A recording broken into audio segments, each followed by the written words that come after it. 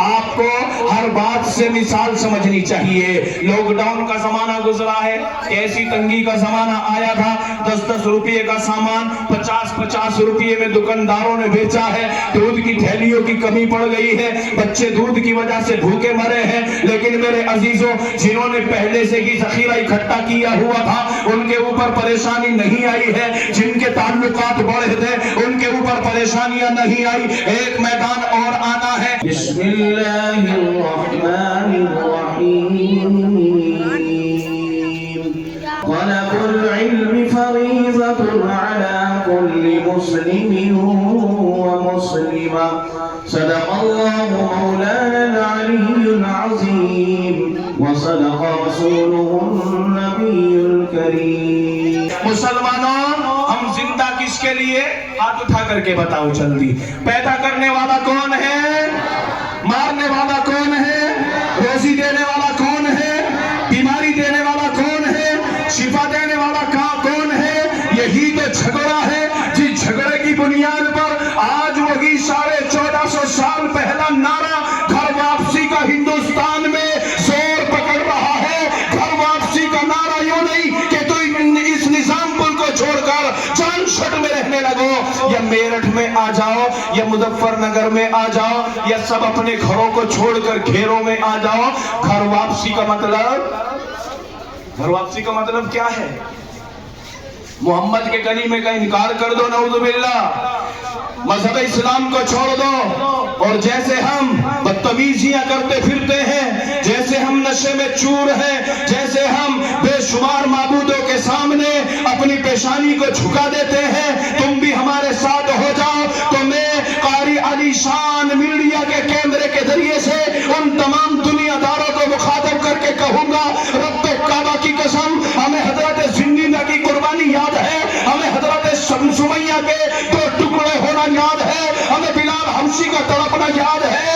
جان تو جا سکتی ہے، مال تو جا سکتا ہے، کہو انشاءاللہ ہم اپنے ایمان کا سودا نہیں کریں گے۔ ہاتھ اٹھا کے کہو انشاءاللہ۔ اب یہی ہمت کی ضرورت ہے مسلمانوں۔ 10-10 درندے پکڑ کر ایک عبد الرحمن کو پیٹتے ہیں، اور یہاں تک کہ اس کو دنیا سے ہاتھ دھونا پڑ جاتا ہے، لیکن میرا سینہ فخر سے چوڑا ہے۔ خدا کی قسم، اگر وہ صحیح معنی میں نبی کا سپاہی ہے، 10 تو کم ہے۔ اگر 1000 لوگوں کا قافلہ بھی ایک محمدی کو پکڑ کر کے قتل کرے تو اس کی زبان پر یہ نہیں آتا کہ میری جان بچا دو، میں کلیمے کا انکار کر رہا ہوں، میں تمہاری طرح ہو رہا ہوں، میں اسلام چھوڑ رہا ہوں۔ جان دے دیتا ہے، لیکن وہ نعرہ تکبیر کہتا ہوا ہوتا ہے۔ جوانوں، کرو گے انشاءاللہ اتنی ہمت؟ اب یہی آزمائش کا دورہ ہے، اسی لیے تو اللہ نے قرآن میں کہا، ان اللہ اشتری من المؤمنین انفسهم واموالهم بان لهم الجنہ۔ ہم نے ایمان والوں کے جان اور مال کو جنت کے بدلے خرید لیا ہے۔ اس لیے حضرات صحابہ نے ایمان کے مقابلے میں، اسلام کے مقابلے میں نہ اپنے مال کو مال جانا، نہ اپنی جان کو جان جانا۔ دونوں چیزوں کی قربانی دے کر بھی یہی کہتے رہے، جان دی ہوئی اسی کی تھی، حق تو یہ ہے کہ حق ادا نہ ہوا۔ اللہ کا جو حق تھا وہ تو جان دے کر کے بھی ادا نہیں ہوا، مال دے کر کے بھی ادا نہیں ہوا۔ خیر، تقریر کا موقع کبھی پھر ہوگا انشاءاللہ، کیونکہ وقت زیادہ ہو چلا۔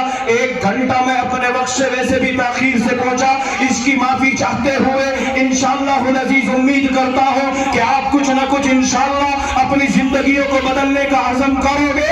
ان اللہ لا یغیر ما بقوم حتی یغیروا ما بانفسہم۔ اللہ قرآن میں کہتا ہے، اللہ اس قوم کی حالت کو نہیں بدلتا جو اپنی حالت کو خود بدلنے کا ارادہ نہ کر لے۔ تم بدلنے کی کوشش کرو گے انشاءاللہ؟ کیسے کرو گے؟ ہمت کرو گے انشاءاللہ؟ ہر میدان میں اپنا مسلمان ہونا ثابت کرو۔ اگر دین کا کوئی تقاضا سامنے ہو، مسلمانوں، نبی کے زمانے میں غزوات کے لیے مال اکٹھے کیے گئے، ابو بکر نے بازی جیتی ہے، عمر نے بازی جیتی ہے، عثمان غنی نے 300 اونٹ مالوں سے لدے ہوئے اسلام کی آبیاری کے لیے خرچ کیے ہیں۔ آج میرے اور آپ کے سامنے یہ مدارس کا نظام ہے۔ قربان چاہیے علماء دیوبند پر، جس وقت ہندوستان میں انگریز نے اعلان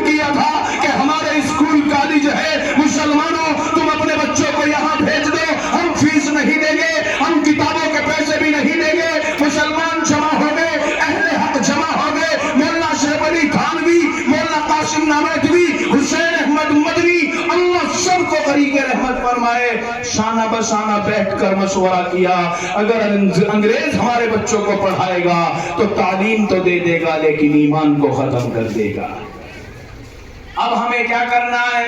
अब तुम्हें ये करना है कि तुम भी एक मदरसा बनाओ। इसलिए एक अनार के दरख्त के नीचे एक पढ़ने वाला बैठा, एक पढ़ाने वाला बैठा। आज जिस ताल्लुम को उम्मुल मदारिस कहा जाता है मेरे अजीजों, उस वक्त में वो चालू हुआ।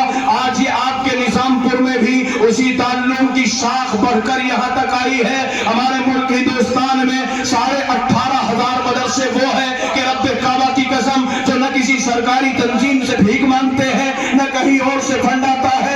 उनके गांव वाले, अहले महल्ला और ईमान वाले, गरीब और मालदार मिलकर इकट्ठे होकर अपने मदरसे के खर्च को उठाते हैं। अगर किसी की औलाद में कोई ऐसी औलाद भी ना हो जो हिफ्ज़ कुरान कर सके, हम दूसरों की औलाद में ही हिस्सेदारी करके कल मैदान महशर में इनके साथ खड़े होने की तमन्ना करते हैं। क्योंकि अल्लाह के हबीब ने फरमाया है, अल मर्उ मअ मन अहब्बा, जो जिससे मोहब्बत करेगा कल उसी के साथ खड़ा होगा। निजामपुर वालों, तुम किसके पास खड़ा होना चाहते हो? कि मजरी बिल्डिंग वाले के पास, वजीर आजम के पास है, फौजियों के साथ?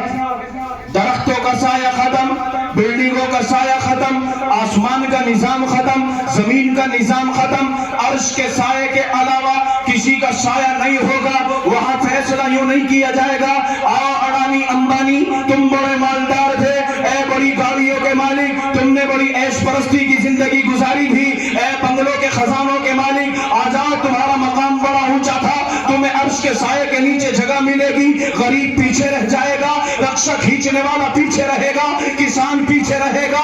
ना ना, अल्लाह ने कुरान में फैसला किया है, मेरे यहाँ माल और ओहदा और मनसब नहीं चलेगा, बल्कि अल्लाह कुरान में कहता है, इन्ना अक्रमकुम इंदल्लाहि अत्काकुम, अल्लाह के नजदीक बड़ा वो है जो तकवे में बढ़ा हुआ है, जो तहारत में बढ़ा हुआ है। इसलिए मेरे अजीजों, जब जहन्नमी जहन्नम में गिर जाएंगे और ऊपर से झांकने वाले कहेंगे, मा सलककुम फी सकर, ए जहन्नम में जलने वालों, जरा ये तो बताओ तुम जहन्नम में क्यों गए? तो अंदर से जवाब आएगा, कालू लम नकु मिनल मुसल्लीन, हम इस वजह से गए कि हमारे अंदर एक ये बुराई थी, हम नमाज नहीं पढ़ते थे। इसलिए इस आयत के तनाजुर में मैं आपसे वादा ले रहा हूं, मुसलमानों, 5 वक्त नमाजी बनो इंशाअल्लाह, 5 वक्त नमाजी बनो, 5 वक्त नमाजी बनकर अपने आप को जहन्नम का ईंधन होने से बचा लो।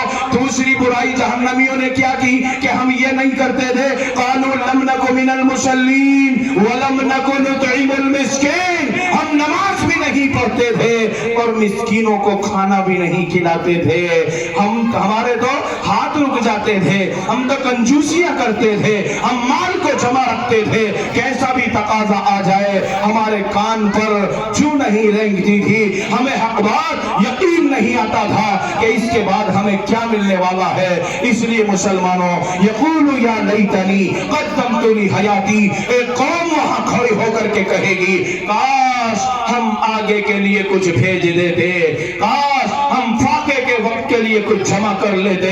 आपको हर बात से मिसाल समझनी चाहिए। लॉकडाउन का जमाना गुजरा है, कैसी तंगी का जमाना आया था, 10-10 रुपये का सामान 50-50 रुपये में दुकानदारों ने बेचा है, दूध की थैलियों की कमी पड़ गई है, बच्चे दूध की वजह से भूखे मरे हैं। लेकिन मेरे अजीजों, जिन्होंने पहले से ही जखीरा इकट्ठा किया हुआ था उनके ऊपर परेशानी नहीं आई है, जिनके ताल्लुकात बड़े थे उनके ऊपर परेशानियां नहीं आई। एक मैदान और आना है, नफ्सी नफ्सी का आलम है, खलील भी नफ्सी कहता है और इस्माइल भी नफ्सी नफ्सी कर रहा है, ईसा भी नफ्सी नफ्सी करता है। वो मूसा कलीमुल्लाह जो अल्लाह से बात करने वाला पैगंबर है, जो कलीमुल्लाह है, उसकी जबान पर भी नफ्सी है। कुर्बान जाओ आमना के लाल पर, इसकी जबान पर नफ्सी नहीं बल्कि रब्बी उम्मती होगा। कहो सुभान अल्लाह। ये उसी के ऊपर नाजिल होने वाला कलाम है। लो अंज़लना हादल कुरआना अला जबलिन लरअयतहु खाशिअम मुतसद्दिआ। अल्लाह अगर इस कुरान को पहाड़ के ऊपर पेश कर देता, अल्लाह की तजल्ली को पहाड़ جیسی طاقتور چیز بھی برداشت نہ کر پاتی، اللہ نے اپنے پیغمبر کے قلب اطہر پر اس قرآن کو نازل فرمایا۔ ایک چیز بتا کر اپنی بات کو ختم کرنے چلا، یہ دنیا دار الاسباب ہے، پانی کو محفوظ کرنے کے لیے برتن چاہیے، کھانے کو محفوظ کرنے کے لیے برتن چاہیے، رہنے کے لیے مکان چاہیے، کیونکہ دنیا کا نظام اسباب سے جڑا ہوا ہے۔ اللہ نے قرآن میں کہا اِنَّا نَحْنُ نَزَّلْنَا الذِّكْرَ وَإِنَّا لَهُ لَحَافِظُونَ، کہ قرآن کو ہم نے نازل کیا ہے، ہم حفاظت کریں گے۔ آج سے میں تمہیں ایک جواب بھی دے رہا ہوں، غیر پوچھتا ہے تمہارے مدرسوں میں کیا ہوتا ہے، مدرسوں نے کیا دیا ہے، میرے عزیزوں میں کہوں گا اللہ قرآن کی حفاظت جس شان سے کرنی چاہے کر سکتا ہے، لیکن اللہ کا کتنا فضل ہے کہ اس اللہ نے قرآن کی حفاظت کے لیے وزیر اعظم کے محل کا انتخاب نہیں کیا، کسی بڑے آدمی کے گھر کو نہیں چنا، کسی بڑی طاقت کو نہیں چنا، بلکہ غریب مسلمانوں کے وہ بچے، ان کے دلوں میں جو اللہ قرآن اتارتا ہے ان کو قرآن کی حفاظت کا ذریعہ بنا لیتا ہے۔ اور اس کے پیچھے محنت، مدرسے کے ذمہ دار، مدرسے میں پڑھانے والے، پورا محلہ، پڑھانے والوں کی تنخواہیں جا رہی ہے کہ نہیں جا رہی؟ ہمارے مدرسے میں بچے بھوکے تو نہیں ہیں، سردی میں بغیر لحاف کے تو نہیں ہیں، بغیر پانی اور بجلی کے تو نہیں ہیں۔ خدا کی قسم اللہ کے نبی کا سینہ کتنا ٹھنڈا ہوتا ہوگا جب کوئی ایک غریب 500 روپے صبح سے شام تک کما کر مدرسہ قمر العلوم کے گیٹ پر کھڑے ہو کر قاری تاریخ سے کہتا ہوگا اے مولانا یہ صبح سے شام تک میں نے 500 روپے مزدوری کر کے حاصل کیے ہیں، میں ان میں سے 10 20 50 روپے نبی کے مہمانوں کے لیے دے رہا ہوں۔ نبی کا سینہ کتنا ٹھنڈا ہوتا ہوگا۔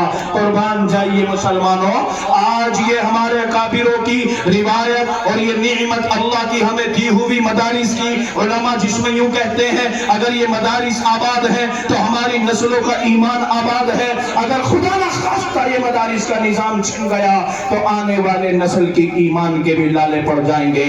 نہ جانے کون یہودی ہو کر کے مرے گا، کوئی عیسائی ہو کر کے مرے گا، کیونکہ اللہ کے نبی نے کہا ایسا وقت آئے گا صبح کو مسلمان ہوگا، شام کو کافر کا جھانسا اٹھتا ہوا ہوگا، شام کو مسلمان ہوگا، صبح کو کفر کی حالت میں دنیا سے جاتا ہوا ہوگا۔ اس لیے میرے عزیزوں، ہم ساری باطل طاقتوں کو بھی دکھانے کے لیے، اللہ کو راضی کرنے کے لیے کہ ہم اس دین کے چاہنے والے ہیں، مال مانگو تو مال دیں گے، جان مانگو تو جان دیں گے، یہ نہیں ہوگا کہ تمہاری للکار پر ایمان دیں گے، ایمان کا سودا نہیں ہوگا۔ اس لیے میں آپ حضرات سے بڑے ہی ادب و احترام کے ساتھ یہ درخواست کرنے چلا، کیوں نہ ہم انگلی کٹا کر شہیدوں میں نام کرا لیں، قرآن کی حفاظت کا کچھ نہ کچھ ذریعہ بن جائیں۔ ایک قرآن پڑھنے والا ہے وہ ذریعہ بن رہا ہے، قرآن پڑھانے والا ہے وہ بھی ذریعہ بن رہا ہے، ان پڑھنے پڑھانے والوں کا تعاون کرنے والا ہے وہ بھی ذریعہ بن رہا ہے، ان کو محبت سے دیکھنے والا وہ بھی قرآن کی حفاظت کا ذریعہ بن رہا ہے۔ میں آپ میں سے اعلان کرتا ہوں، کون ہے وہ قرآن کریم سے اپنے تعلق کو مزید مضبوط کرنے کے لیے اللہ کے نبی کی سفارش اپنے حق میں واجب کرنے کے لیے پورے مجمع میں سے کوئی ارادہ کرے، زیادہ بڑی رقم نہیں، 51,000 روپے کی کوئی رقم اپنے مدرسے کے لیے کوئی دینے طے کرے انشاءاللہ۔